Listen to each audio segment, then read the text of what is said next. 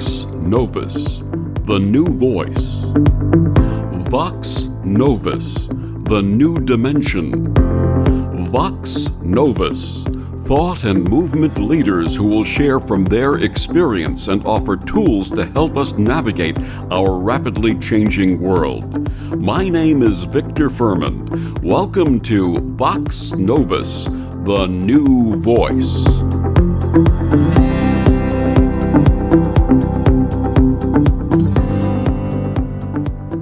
What would it mean to have a professional career coach in an easy-to-follow and wisdom-packed book? My guest this week on Vox Novus, Caroline Dowd-Higgins, provides invaluable insights on advancing your career and seizing your power, dealing with challenging bosses or colleagues, tackling common career obstacles like overwhelm, exhaustion, and burnout, and overcoming imposter syndrome and building lasting self-confidence. Caroline is a career and executive coach, consultant, and speaker who's passionate about helping individuals and organizations navigate change and thrive. She's a certified LeaderShape Transpersonal executive coach, a Marshall Goldsmith Stakeholder-centered executive coach, and a Gallup Strengths Coach. Caroline hosts the award-winning podcast Your Working Life and is known for her inspiring TEDxWomen talk on reframing failure. Her website is carolinedowdhiggins.com, and she joins me this week to share her groundbreaking book, Your Career Advantage: Overcome Challenges to Achieve a Rewarding Work Life. Please join me in welcoming to Vox Novus Caroline Dowd-Higgins. Welcome, Caroline. Well, it's lovely to be here, Victor. I'm glad to be with you. Thank you so much for joining us today and taking part in this interview. Caroline, in the preface to your book, you describe your many roles and accomplishments and end the paragraph by saying that you are a recovering workaholic.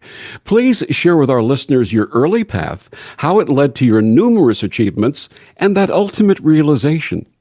Well, Victor, thank you. I'm delighted to be able to share this story with your lovely audience. So it's important for this audience to know that I started my career as a professional opera singer. And that was actually a great passion of mine ever since I was a young child. I began singing and then I trained and had a wonderful experience traveling Europe singing and also doing some work in the United States. And it was really my dream career until it wasn't. And I say that with sincerity and vulnerability because things change. And while I loved the work while I had it, the feast to famine existence of a performing artist was really frustrating for me, not having that consistency in work and really not earning where I wanted to be. So I pivoted and I actually worked with a career coach, which helped me find my second act career. And here I am now as a certified executive coach, a speaker, an author, and a podcaster myself. And that realization about being a workaholic. Yes. Well, Victor, I am hardwired to work hard, and I'm really proud of that. There is nothing wrong with that. I have a tremendous work ethic. I come from a family who has instilled in me that incredible work ethic. I have immigrant grandparents who came to this country to find the American dream, and it was very much a part of my DNA to work hard. However, I have since learned that there is a difference in being a high achiever and being an overachiever. And unfortunately, my work became a bit of a work addiction.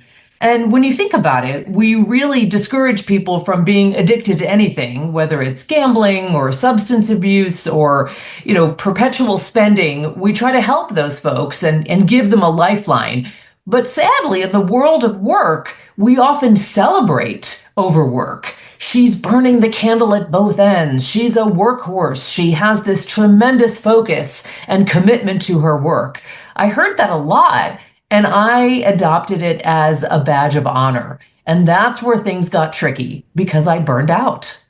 Absolutely. In my 44-year professional career in the day job, in the workplace, I never had an employer say to me, "Why don't you go home? You're working too much." Never heard those words.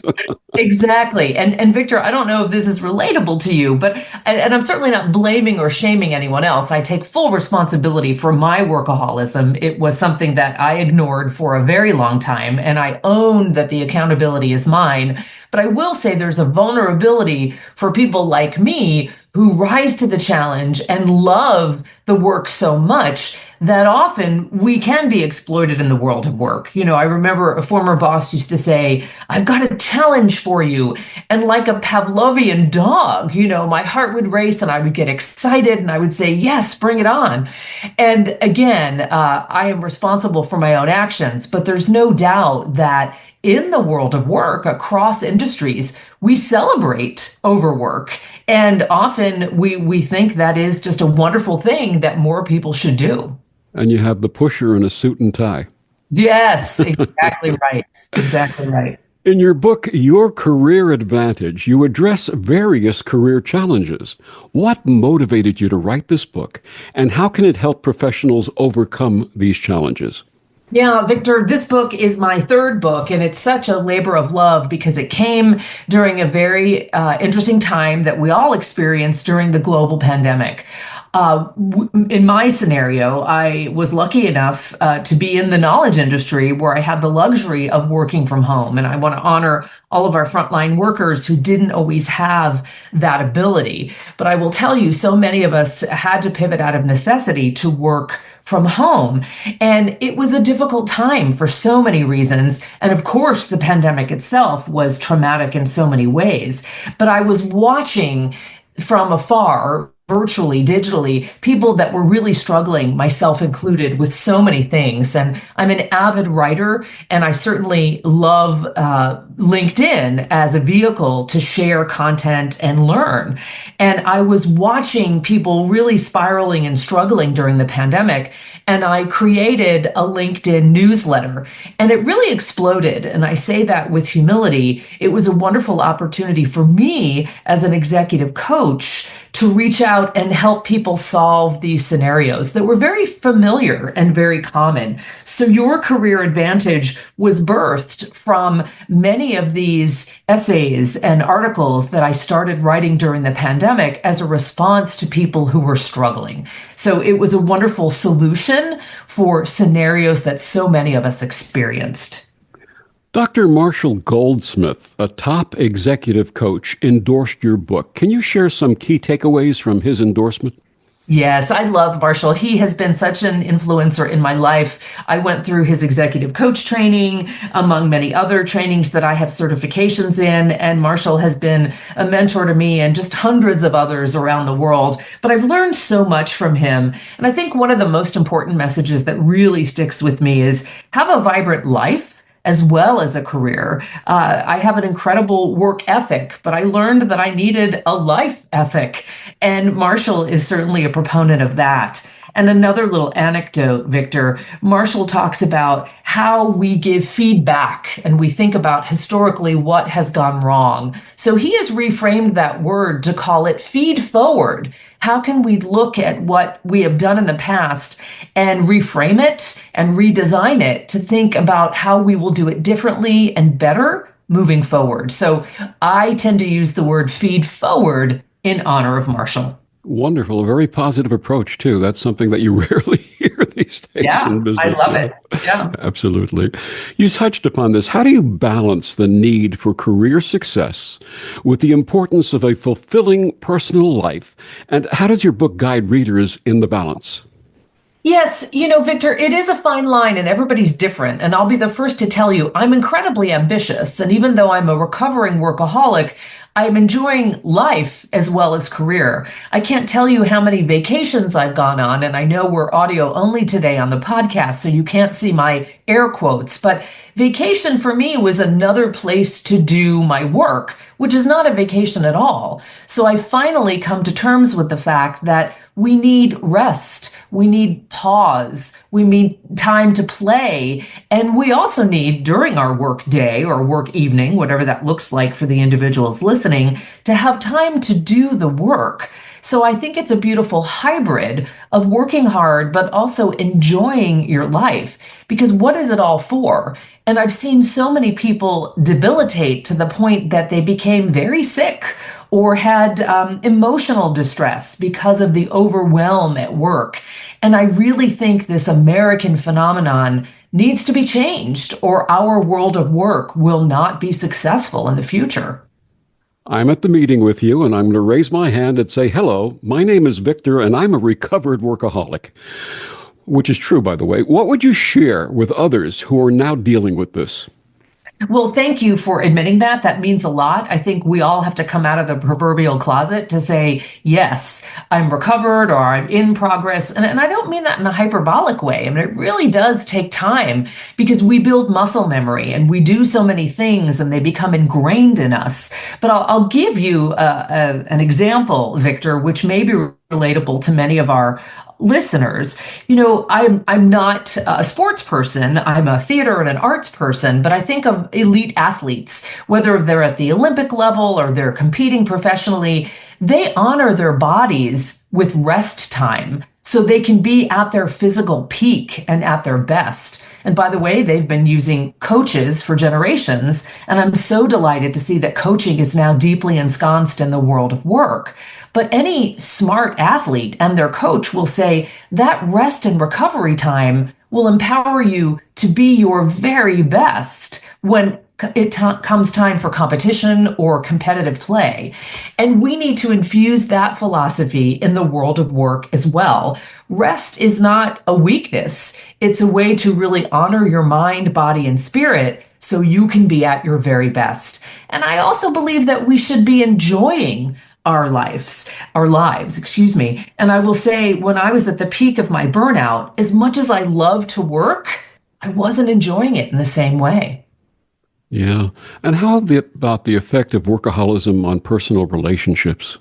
Oh, it's terrible. You know, my beloved husband is so incredibly patient. And gosh, if I was him, I would have been absolutely furious if, I was responding to me, who was constantly working. It's not fair to those we love. It's absolutely not. And here's what I've learned, Victor. It's not necessary. I look at my sister, who is an incredible executive in her organization, and she has a wonderful work ethic, but she also knows boundaries.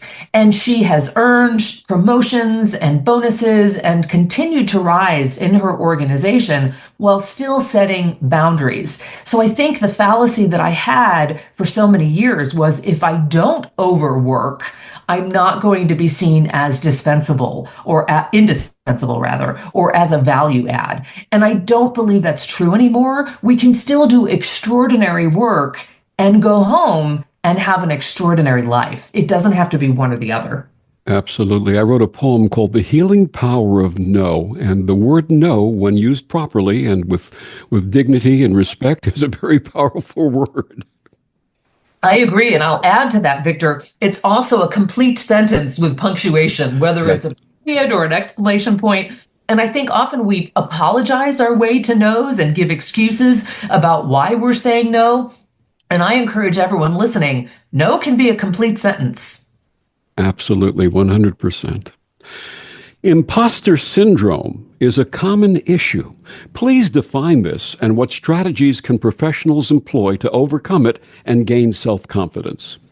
Victor, I work with a lot of women in my executive coaching practice. I certainly work with men as well, but I find that imposter syndrome is more prominent with women, and there's some interesting data to back that up. But the data also tells us that 80% of people experience imposter syndrome. Now, they may not all recognize it or admit it, but they're experiencing it. And very simplistically, it's self-doubt or feeling like we're not ready or prepared to do something.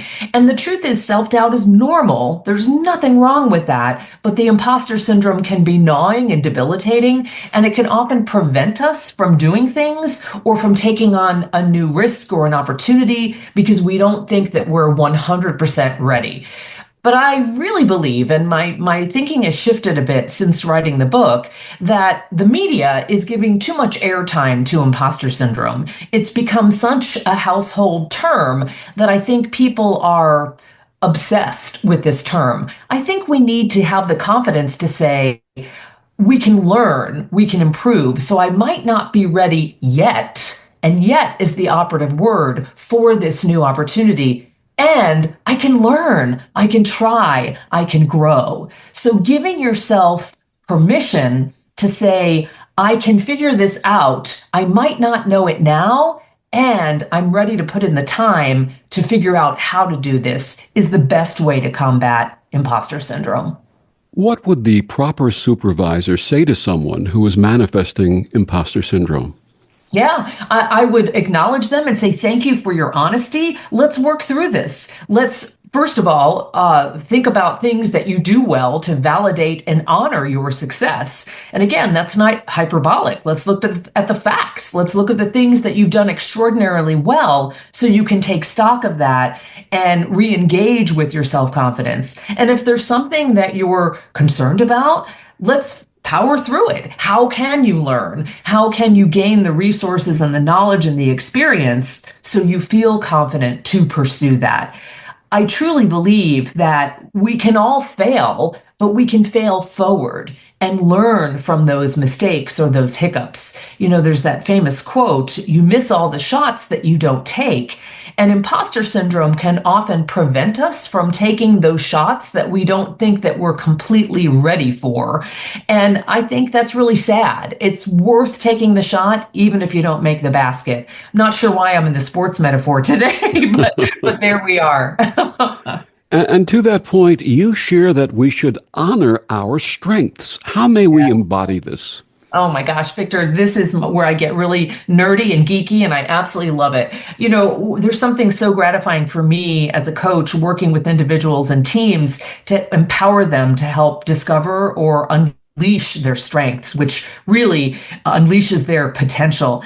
And one of the tools that I used, I'm a certified Gallup Strengths Coach. And I find that tool, the Clifton Strengths, so empowering because it focuses on what we already do well, what we innately do well. And then it's our opportunity to take that to the next level and make it expert or superpower. And every single one of us have innate strengths and talents. And recognizing that and building upon that is such a smart strategy. So, for example, Victor, if you or I or others listening have ever been in a role where we were constantly getting feedback, you need to improve upon this. This is a weakness. You're not doing this well. I believe that you or me may have been in the wrong role. And I always encourage people, find roles that allow you to play to your strengths and, of course, provide opportunity for growth. But if you're constantly asked to fix things and improve upon a weakness, chances are you're not in the right role. Absolutely. One of the things that I used to do in business, I would work with salespeople and I would give them an example and say, a customer comes to you, for example, and asks you for a drill bit. What does the customer really want? And they'd look at me and question it, and I'd say they want to make a hole. And I said, if they want to make a hole, what other things do they need? They need a lubricant, they need eye protection, they need gloves, all of these things that could build the sale and so on. And then I'd say to the salespeople, what do you really want? And they would look with ridicule at me, like, what are you asking me? And I said, what do you really want? If you didn't work in this position that you're in right now, what would you really like to do? And I think that's the question we often have to ask ourselves when we're in a position that doesn't satisfy us. I agree. And Victor, I'll take that a step further. You know, the busyness of life can be so overwhelming. I know there are parents out there, there are folks taking care of elderly parents or loved ones who have difficult circumstances. Stress is real for everybody, but we sadly don't give ourselves the pause, the reflection time on a regular cadence to really think, am I happy? Am I doing what I love? Do I have what I need? And I encourage people to think about a periodic time, and maybe it's just a few minutes every few weeks or every few months, where you can give yourself that reflection time to really consider, am I doing what I need to be doing? Am I in the right place? Am I in the right role? And if not, what's missing? That pause, that reflection, whether it's journaling or working with a mentor or a coach or someone that you trust, is so important. Otherwise, the momentum of life just carries us away. And before you know it, you look up and years have gone by. And let's put the glove on the other hand. You have the effective manager or supervisor who recognizes that someone working for them is not honoring their strength. How do you address that person? Yeah. Well, I think it's a really savvy manager and leader and supervisor that is keenly aware of the individual's talents. And I would encourage them, whether you're using a formal assessment like Clifton Strengths, or you're having those conversations to learn what that individual self-identifies as their strength, having those regular check-ins. I think it's really important. Sadly, in the world of work, we often rely on those performance evaluations that come once a year if we're lucky. So many times I've worked in organizations where they didn't do a performance evaluation at all. So my hope is that the leaders and the managers listening have more regular check-ins to have those conversations. What's working? What's not? And what's next? And certainly part of that revolves around strengths. And you have that leader who is wonderful and a truly observant person and someone who really cares about the people that work for him, recognizes that a person's strengths really don't fit into that department, but someplace else. What do you do?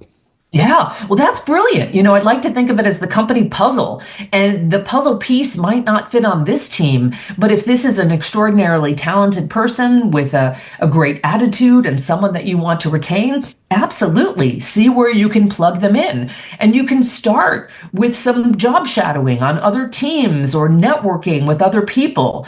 It doesn't have to be difficult, right? Give them an opportunity to investigate where else they might be a good fit. That's the best case scenario in retaining that talent. And if not, fly be free. Let them have an opportunity to leave with a great reference. And I'm not saying you should fire them necessarily, but have that honest conversation about where they can do their best work that honors their strengths. I think that kind of a mutually beneficial conversation is good for everybody. And it certainly boosts morale and confidence and trust. Absolutely. We had talked about the power of the word no, and that no is a complete sentence. And I had mentioned I had written a poem about that. May I share that with you? Please, please. It's called The Healing Power of No. A time comes for choosing rather than losing the essence that makes us so. And in the bestowing, there's power in knowing the freedom that comes with no. When said with compassion, not angry in fashion, and letting the self-love flow, there's a sense of renewing and a deep soul imbuing the awareness that comes with no. So with gentle voice and the power of choice and the courage to make it so, I'm still here, my friends. There's no means in this end, just the healing that comes with no. Oh, that's beautiful, Victor. Thank you. Thank you very much. My guest, Caroline Dowd-Higgins, her book, Your Career Advantage, Overcome Challenges to Achieve a Rewarding Work Life. Caroline, please share with our listeners where they can get all of your books, find out more about you and your website. Thank you, Victor. The mothership is my website, which is CarolineDowd-Higgins.com, all smushed together. So my last name is hyphenated, but CarolineDowd-Higgins.com is not. And you would find all of my information about my books, my speaking, my consulting work, my coaching, and my podcast. So that's the best place to find me. And of course, I'm very active on LinkedIn as well. Tell us more about your podcast. Oh my goodness. My podcast is called Your Working Life. And like you, it's a great joy to talk with experts around the world who have interesting information and vital information to share with my global audience. I believe that it's a great honor and a joy for me to share resources with other people as they navigate the world of work and their lives. And we'll be back with more of Caroline after these words on the Om Times Radio Network. The best of the holistic, spiritual, and conscious world. Om Times Radio. IOM FM. Om Times Magazine is one of the leading online content providers of positivity, wellness, and personal empowerment. A philanthropic organization, their net proceeds are funneled to support worldwide charity initiatives via Humanity Healing International. Through their commitment to creating community and providing conscious content, They aspire to uplift humanity on a global scale. Times, co-creating a more conscious lifestyle. More than 24 million Americans have an autoimmune disorder, and that number continues to grow. I'm Sharon Saylor, and I'm one of those 24 million. To put that number in perspective, cancer affects about 9 million and heart disease up to 22 million. That's why I've brought together top experts and those thriving regardless of their diagnosis to bring you the latest, most up-to-date information. Join me, Sharon Saylor, Friday night, 7 p.m. Eastern, for the Autoimmune Hour on Life Interrupted Radio to find out how to live your life uninterrupted. Hey, Dad, your prescription will be ready in just a minute. Hey, Dad, your laundry will be ready in just a minute. Dad, your lunch will be ready in just a minute. Hey, honey, why don't you take a minute? When you help care for a loved one, you give them as much time as you can, making sure they're safe and comfortable. But it's just as important that you take some time for yourself. At AARP, we can help with information and useful tips on how you can maintain a healthy life balance, care for your own physical and mental well-being, and manage the challenges of caring for a loved one. Because the better care you take of yourself, the better care you can provide for your loved one. Thanks, Dad. Thank you. You're there for them. We're here for you. Find free care guides to support you and your loved one at aarp.org/caregiving. That's aarp.org/caregiving. A public service announcement brought to you by AARP and the Ad Council. Back on Vox Novus, my guest this week, Caroline Dowd-Higgins, her book, Your Career Advantage, Overcome Challenges to Achieve a Rewarding Work Life. Caroline, can you share an example of a success story from someone who applied the principles from your book to their career? Yes. Oh my goodness. It's such a joy to hear or to actually experience these success stories. So, a lot of my focus right now is to help people navigate the burnout treadmill and get off of it safely. And certainly I have a personal stake in that game as well. So yes, one of my clients, I'll change her name to honor her privacy. Let's call her Sue for this lovely conversation, has been overworking for many, many years, and her health really started to debilitate. And sadly, Sue had a cardiac episode. It was a mild heart attack. Thankfully, she is alive today. She has a pacemaker and is really focusing on her life and her career. But she had a very frank conversation with her boss, and she said, this role is literally impacting my health, and it could kill me if I keep overworking. And to our great delight, her boss, who is the CEO of the organization, really responded to her with respect and dignity and said, let's do whatever we can to make this work for you. I want you to be healthy. I want you to be successful, and I don't want you to leave. So it was a mutually beneficial opportunity for them to design a work schedule that honored productivity and not overwork and burnout.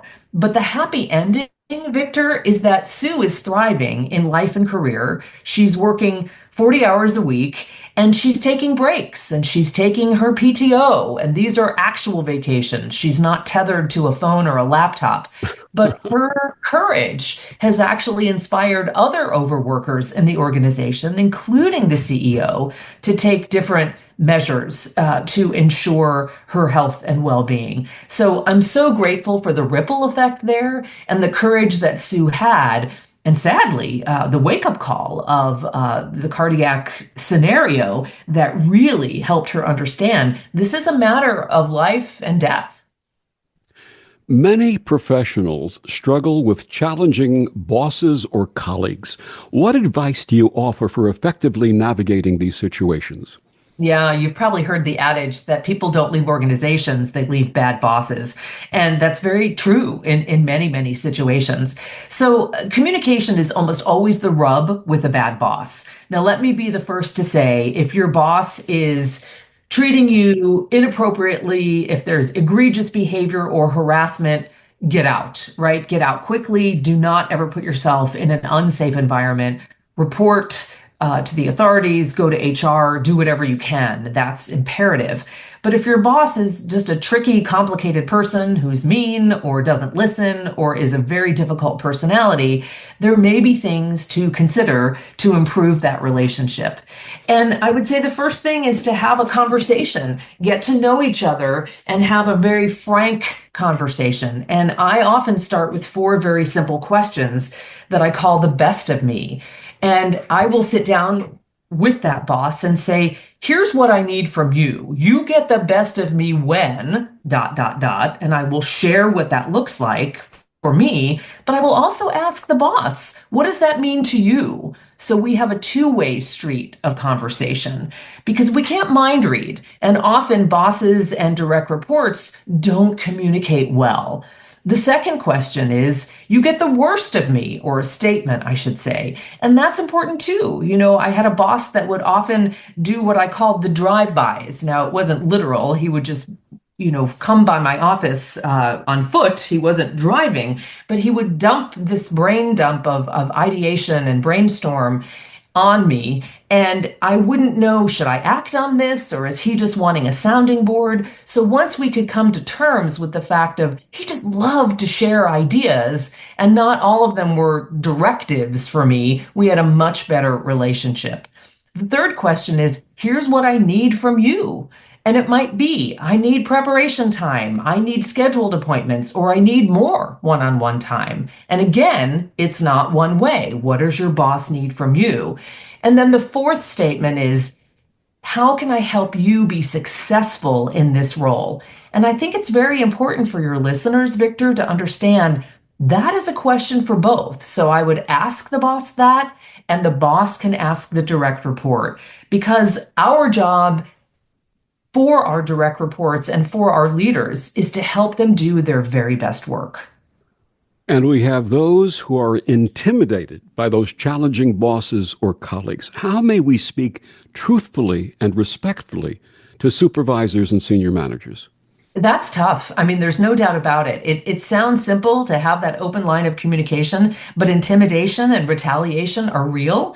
I would crowdsource a little bit and find out what other people have been successful at when communicating. And I often say it takes time to learn how to speak your boss's language. They have certain personality traits, they have idiosyncrasies, they have tics. We all do. We're human. So learning what their signals are. But I also think the power of asking. So for example, is your boss a phone talker, or does she prefer a text or a Slack message? Does she prefer email or in-person communication? We can't mind read these, and the more you learn to speak her language in this hypothetical situation, the better.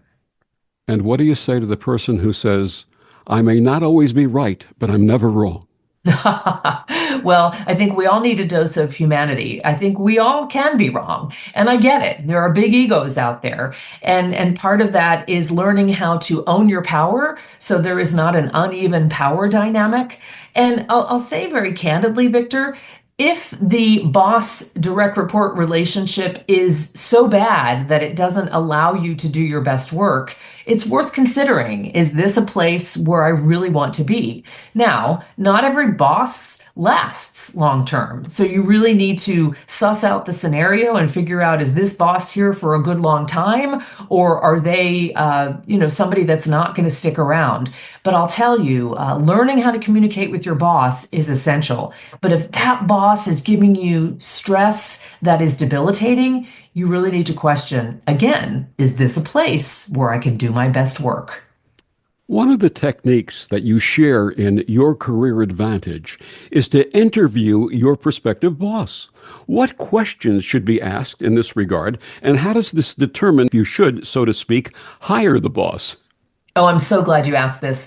So often people go through the interview process and they're only thinking one way. How can I impress this organization? It's your interview as well as the candidate. And when you get to a point where an offer is imminent or you have an offer, I always encourage every candidate with whom I work to have a one-on-one with their prospective boss. sometimes you don't get much airtime with that individual, especially in the executive levels, because they're so overscheduled and doing so much. But it's imperative. Is this a person that I can relate to? And I have a whole series of questions in the book asking about their training style, their coaching style, their communication style, and what you need to be a successful partnership.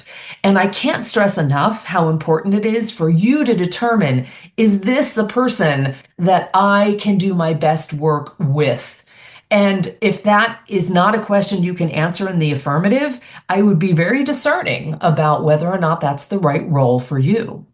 And in my experience, I can relate to you that in the process of me hiring people to work for the company that I was working for, I was very impressed when I was asked questions of that nature. Absolutely. And people don't do it enough. And I think, why would you ever go into an organization blind without having that airtime with your boss? Such a simple thing. And as you were, most of those bosses are incredibly impressed that you're asking. I worked for an organization for many years where my initial employer was the founder of the company, and many years later, his son succeeded him.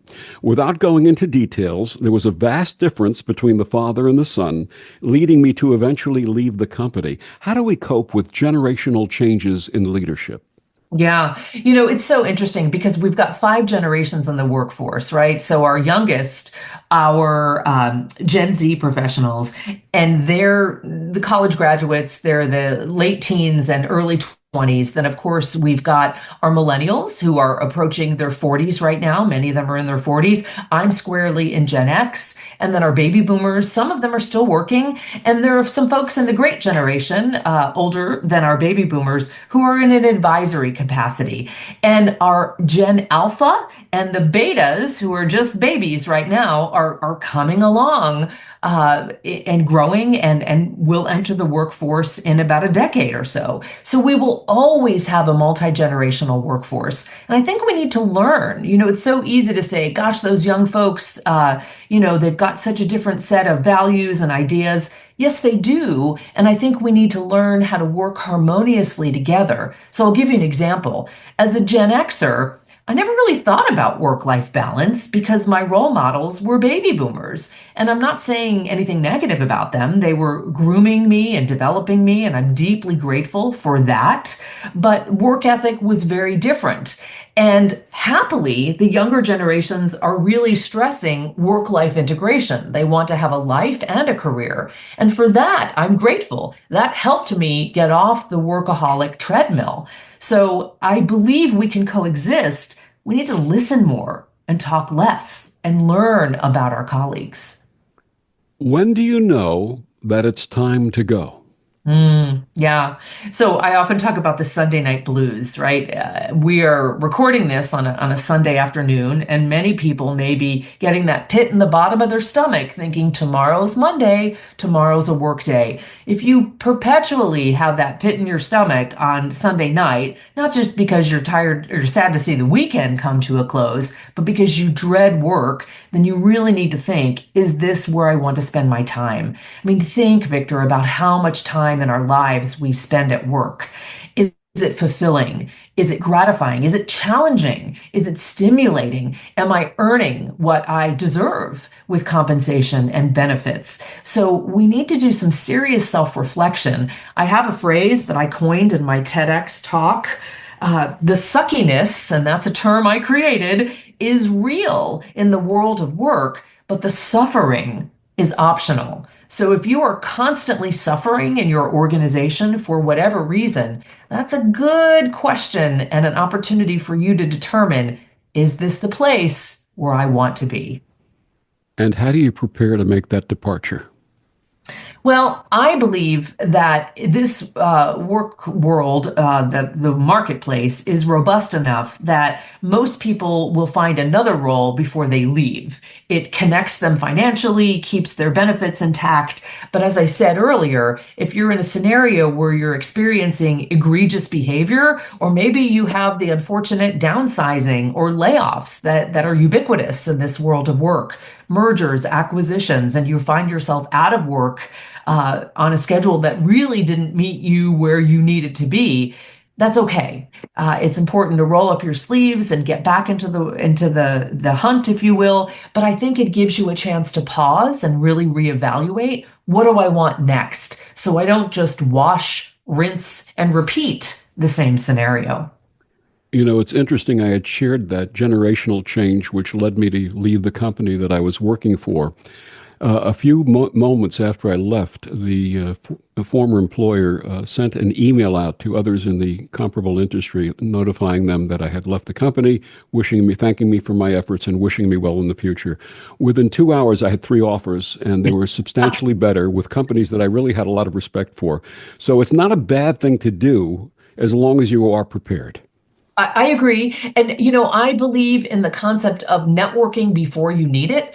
So many people, when they lose a job or they leave a job, think, okay, now I have to rally the network. And we need to honor our network and nurture it and steward it all the time and be grateful for it. These individuals with whom we connect, it's not just about gimme, I need your help. I think it's really important to maintain those relationships very generously always. And then when the time comes where you do need help, people are much more willing to lend a hand. And I believe in the art of paying it forward to help others in need as well. And an expression that my wife used to use, which I thought was very wise, she said, whenever you leave an organization or any place that you work, walk out backwards, meaning do not leave on bad terms. Leave with a smile on your face, leaving the opportunity to come back and rejoin that organization should the opportunity present itself. Beautifully said. And Victor, there's an interesting term. We call them boomerang talent. So many organizations, individuals leave because perhaps they've capped out, they've hit a ceiling in their certain department. And I believe it can be great to go someplace else and gain experience, have a new role, perhaps think about a promotion or an advancement. And then the company that you left might just knock back on your door and say, hey, we are delighted to see how you've grown. Might you come back and work for us in the future? So I agree with your wife wholeheartedly. My guest, Caroline Dowd-Higgins, her book, Your Career Advantage, Overcome Challenges to Achieve a Rewarding Work Life. We'll be back with more after these words on the Times Radio Network. Humanity Healing International is a small nonprofit with a big dream. Since 2007, HHI has been working tirelessly to bring help to communities with little or no hope. Our projects are not broad mandates, nor are they overnight solutions, but they bring the reassurance that no one is alone and that someone cares. To learn more, please visit humanityhealing.org. Humanity Healing is where your heart is. Hello, I'm Sandy Sedgbeer, host of Times Magazine's flagship radio show, What is Going On? My passion is sifting through information, research, and innovations from new thought teachers, speakers, and researchers pushing back the boundaries of what we know about life, energy, metaphysics, and the universe.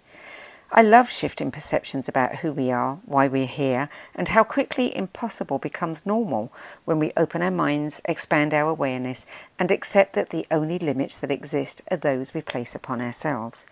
So if you're the kind of forward-thinking, eager investigator of what lies beyond the current reality that most perceive, why not make a date to come play with me in the field of possibilities at 4 p.m. Pacific Time, 7 p.m. Eastern Time every Thursday, and together we can discover what's really going on.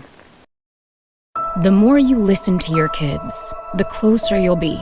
Find resources to help you support your kids and their emotional well-being at sounditouttogether.org. That's sounditouttogether.org. Brought to you by the Ad Council and Pivotal. Back on Vox Novus, my guest this week, Caroline Dowd-Higgins, her book, Your Career Advantage, Overcome Challenges to Achieve a Rewarding Work Life. Caroline, as a supervisor, what tips do you offer for retaining high performers? Yeah, Victor, that's such an important question. I'm delighted that you asked. As a supervisor, as a manager, as a leader of people, we need to get to know our direct reports well and really be empathetic. I said earlier this phrase, listen more, talk less. I think it's important to give people a safe space, to create a space of psychological safety where they don't fear retribution. You heard me share earlier, I believe in the concept of failing forward. Now, it's not just failing to fail, but we all make mistakes, and not punishing people for those mistakes, but helping them grow through it. There is a phrase that Daniel Pink wrote about many, many years ago, and he said, people are happy in their careers if they can achieve autonomy, mastery, and purpose. And I agree with him very much, and I'll unpack that. Autonomy, something that we own at work, a project or a work stream, something that we can take great pride in, that we can call our own. And our ability to work on that. Of course, you've got other collaborators and people that are weighing in, but the micromanager is not helpful when you're looking for autonomy. Mastery. How do we become an expert at something? How do we continue to upskill and learn new things? And purpose. Finding meaning and purpose and belonging at work really impacts engagement and longevity in the organization. And my goodness, we're seeing a revolving door of talent right now. So retention is an issue. Absolutely. I had a wonderful spiritual teacher who used to say there should be an 11th commandment, thou shalt have purpose. Do you agree with that? I do. That's lovely. Yes. And, some people find their purpose at work. Some find it in life. Some find it in a hybrid mix of both. But yes, I think meaning and purpose is so important. And I see this a lot with people who retire, who were so wrapped up in their careers. That was their entire identity. My father, who passed away years ago, was one of those folks. I mean, he absolutely loved his career so much that he had a really hard time in retirement trying to find other things that gave him meaning and purpose. So I'm not criticizing him, but I encourage all of us to think about what is meaningful and purposeful in life and career. Absolutely. And our listeners, many of our listeners know that when I retired from my 44-year industrial career, that my retirement is not part of my vocabulary. I shouldn't say retirement. When I left that position and worked and had so many other things in my life, and I'm grateful for the fact that every day I wake up and I have a full, purposeful day in front of me. So I'm really grateful for that. Absolutely. And, it stimulates our mind, our body, our spirit, all the things. It's good for our health and well-being as well. Absolutely. Burnout is a growing concern in the modern workplace. We had touched upon this a little bit earlier. What steps can readers take to prevent or recover from burnout? Yeah, well, let me preface this by saying burnout is a workplace issue. It's not a self-care issue. So a dear friend of mine, Paula Davis, who is the president of the Stress and Resilience Institute, has a wonderful quote that I always attribute to her. And she says, "You can't yoga your way out of burnout." And I love that because it reminds us, look, this isn't about relaxation. It's about overwork and overwhelm. So part of that is, again, realistically figuring out, does my role have too much responsibility for one person, and having that frank conversation with your leader. And I find that many organizations do expect unrealistic things from their employees. So having that conversation to ascertain, is this workload manageable? And I can't emphasize enough, Victor, the importance of taking breaks. I firmly believe in the time off and the time away to recharge and rejuvenate, but I also think work breaks during the work day. And I like to follow my circadian rhythm and think about how every 90 minutes I'll get up and stretch or walk around or, do something, maybe pet the dog, right? Just to reboot my brain. I work from home, so I have that luxury. But I will say, people that are working nonstop for 12 hours, for example, are not productive, and they're not doing their best work because their brains aren't sharp. It's not a weakness to take a break and have a realistic work duration. As a follow-up, how may we create a work-life balance that also keeps us physically and emotionally healthy? Yeah, it's so interesting because the word balance had got so much blowback for so many years, but I do think I would redefine it or reframe it and talk about work-life fit or work-life integration, only because the word balance makes it sound like it's just glorious all the time. And the truth is we have deadlines, we have go lives, we have budget times, right? We have big projects, we have events. Life and career is a roller coaster, and there are ups and downs, and we need to navigate that knowing that there are crunch times, and then relax into the down times and think of it as professional recuperation. So I liken this to an elite athlete, and I talked about this earlier about how athletes for generations have used coaches. They also rest. We just came off the 2024 Olympics in Paris this summer. Every one of those athletes knows how important that downtime is for their muscles to heal and regenerate and recuperate. So if we can think about that in our work lives, we are going to either mitigate or banish burnout altogether if we can honor the downtime. As we discussed in the first segment, the pandemic led many to the remote workplace. That was followed by a hybrid situation, and last year many employers mandated physical presence. How have these changes affected the work situation? Yeah, it's very interesting. There are a lot of studies that are coming to light right now that show flexibility is ranked even higher than salary for so many when thinking about what kind of work they're taking. And I firmly believe that this is going to backfire. And I think it's really short-sighted of these organizations and the leaders that run them to call everybody back.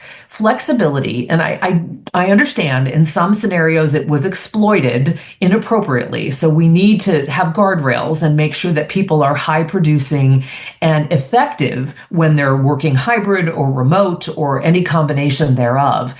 But this flexibility gives people peace of mind. It helps them with kids or taking care of elderly parents or dealing with health issues. Heck, even a dentist appointment, right? Having that flexibility to do that during your work day can really change things. So I think we need to revisit this. I'm seeing a lot of pushback, and it leads to disengagement. It leads to lack of trust.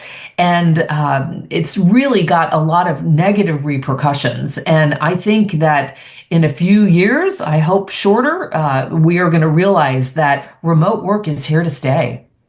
What are some of the practical tools and resources you provide in Your Career Advantage to help individuals and organizations thrive in a competitive career marketplace? Yeah, I designed the book in such a way that I really wanted it to be actionable. So at the end of every chapter, and every chapter is short, I get it. People don't even have time to read anymore. The book is also on audiobook, so you can listen to it. But at the end of each chapter is a list of pro tips, very succinct things that you can put into practice today. Most of them, if not all of them, don't cost any money. These are mindset shifts, and these are things to really empower you for success. And the way the book is designed is that you can look at the table of contents and scan it. It might be, gosh, I'm having a really tough time with my boss. Well, there's a chapter for that. You mentioned imposter syndrome. There's a chapter for that. Or I'm seeking a promotion. There's a chapter for that. So it's a playbook, and it's very much designed to be a solution provider for the common scenarios that so many of us experience. What would you like readers to take away from Your Career Advantage? The bottom line, Victor, is that we all have power and that we need to use it. So whether you're mid-career or you're a C-suite professional, you deserve to live your best life and your best career, but you need to take the power back. There's a phrase, power is not given, it's taken. We all have that power, and we need to be vocal. We need to have that reflection time to really consider, what do we need and want to be successful in life and career? And we need to have the courage to be able to ask for what we need as well. And what's next for you in your career and your mission to help individuals unlock their full potential? Oh, thank you for asking, Victor. I believe that my career is in service of other people, whether I am on a podcast or delightful today to be a guest of yours on your incredible podcast. So I'm doing a lot of consulting work with organizations to help them create sustainable, cultures of well-being so people can do their best work. And of course, I am coaching many individuals around the world, but something that I absolutely love, and it's a way for me to meet with larger audiences, is serving as a public speaker to bring these ideas to light and help people think about how they can make positive change in their lives and careers. My guest is Caroline Dowd-Higgins. Her book, Your Career Advantage, Overcome Challenges to Achieve a Rewarding Work Life. Caroline, before we ask you to give us your website and where people can get your books, what other books have you written before this one? Yes. So the first book that I wrote is called This Is Not the Career I Ordered, and it has 2 specific editions. And the second edition is almost an entirely new book because I chronicled the journey of many women who have experienced a career reinvention. I think my first career was as an opera singer, as I mentioned at the top of the show. So I myself have gone through a very dramatic career reinvention. And it's a beautiful opportunity for people to think about how they can navigate career change. And your most recent book? Yes, the new book is Your Career Advantage, Overcome Challenges to Achieve a Rewarding Work Life. And Victor, if I may, I'll also share with your audience that I'm very proud of my podcast. I've been doing it for over a decade. It's called Your Working Life, and I feature luminaries and thought leaders in the career field.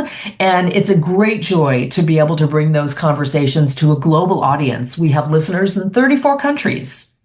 Caroline, please share with our listeners where they can get all of your books and find out more about you and your wonderful work. Well, Victor, thank you. So the best place is to find me on my website, carolinedowdhiggins.com. I'm very active on LinkedIn. I would be delighted to connect with any of your listeners. And of course, my podcast is on all podcast platforms. And as I mentioned, it is heard in 34 countries. So I would be delighted to add some new listeners to that as well.